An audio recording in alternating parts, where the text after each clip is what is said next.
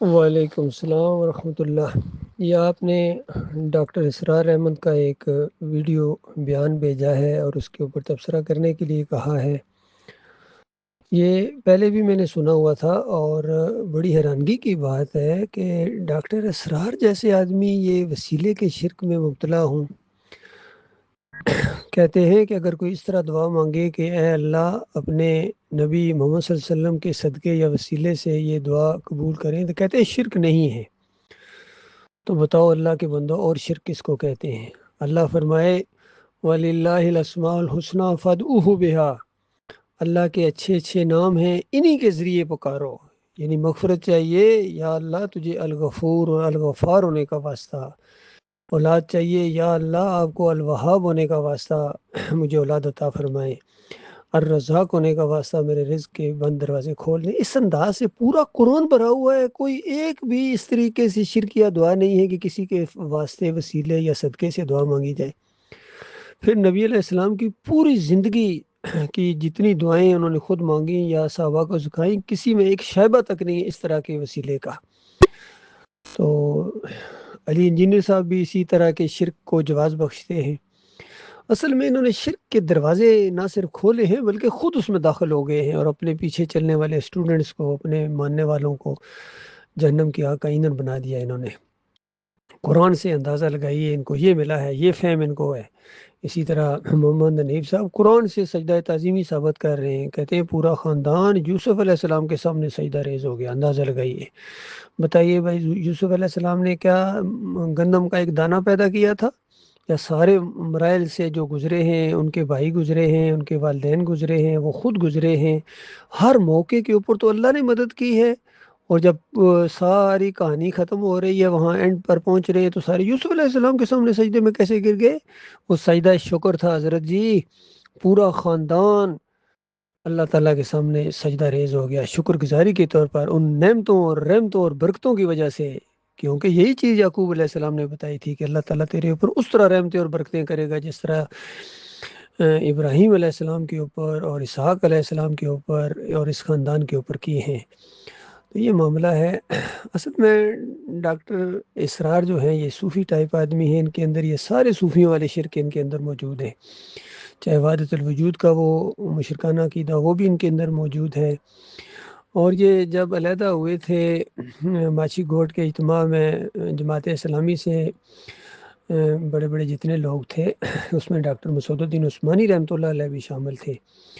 تو ڈاکٹر صاحب رحمۃ اللہ علیہ نے ڈاکٹر اسرار احمد کو کہا کہ دین کا کام کرنا ہے، مل کے کرتے ہیں۔ تو یہ لاہور سے وہاں کراچی شفٹ ہو گئے، 2 سال یا اتنا کوئی عرصہ رہے وہاں۔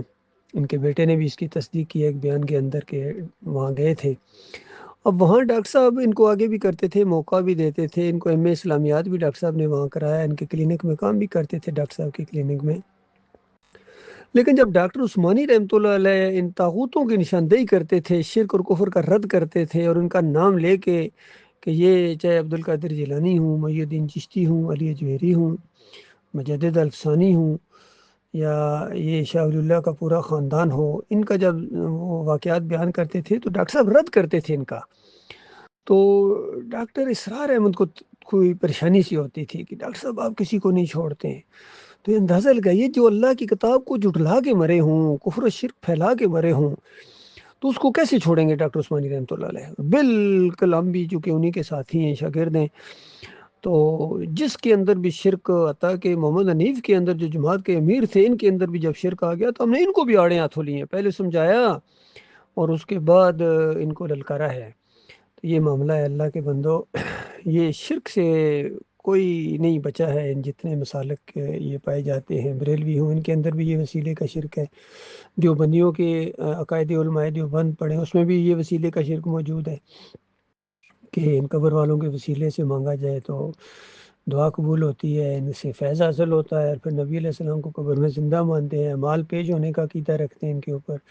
تو کوئی مسلک نہیں بچا ہے، بریلوی ہوں، دیوبندی ہوں، اہل حدیث ہوں، یہاں کے سلفی ہوں، سب کا یہ عقیدہ ہے نبی علیہ السلام کے بارے میں، خاص کر کے نبی علیہ السلام قبر کے اندر زندہ ہے۔ تو آصف الرحمن راشدی زور دے کے کہتے ہیں کہ دور سے اعمال پیش کیے جاتے ہیں قبر کے اندر نبی علیہ السلام کے اوپر، اور یہی عقیدہ علی انجینئر کا اسی قبر کی طرف اشارہ کرتے ہیں۔ تو یہ شرک کی جڑ ہے، یہ عقیدہ سماع موتا کا عقیدہ، حیات النبی فی القبر کا عقیدہ، اور یہ واسطے وسیلے کے شرک جو ہیں یہ بڑے بڑے بڑے شرک ہیں۔ اللہ تعالیٰ ان سے اپنی پناہ میں رکھے، اور اس پورے اندھیرے میں صرف ایک شمع علماء میں روشن ہے، یہ ڈاکٹر مسعود الدین عثمانی، جنہوں نے سب شرک کا رد کیا ہے، چاہے واسطے وسیلے کا شرک ہو، پکاروں کا شرک ہو، نظر و نیازوں کا شرک ہو، بے حق فلاں بے حرمت فلاں کا شرک ہو۔ اس پر پورا ایک کتابچہ لکھا ڈاکٹر صاحب نے، واسطے اس کا نام ہے یہ واسطے یہ وسیلے، پہلے اس کا نام تھا اور پھر اس کا نام وسیلے کا شرک رکھا گیا۔ تو یہ بالکل ایک ایک چیز کا رد کیا ہے اللہ کے اس بندے نے۔ اللہ تعالیٰ کروڑوں رحمتیں اور برکتیں نازل کرے اس عالم دین کے اوپر۔ ڈاکٹر عثمانی رحمۃ اللہ علیہ نے کھول کھول کر یہ مسئلے بیان کیے ہیں، اور ان لوگوں نے شرک کے دروازے کھولے ہیں، ڈاکٹر اسرار ہوں، طارق القادری ہوں، طارق جمیل ہوں، علی انجینئر ہوں، یا مودودی صاحب ہوں، انہوں نے یہ سارے کہیں نہ کہیں شرک کے ساتھ ان کا ملاپ ہے۔ اللہ تعالیٰ ان کی شر سے اپنی پناہ میں رکھے۔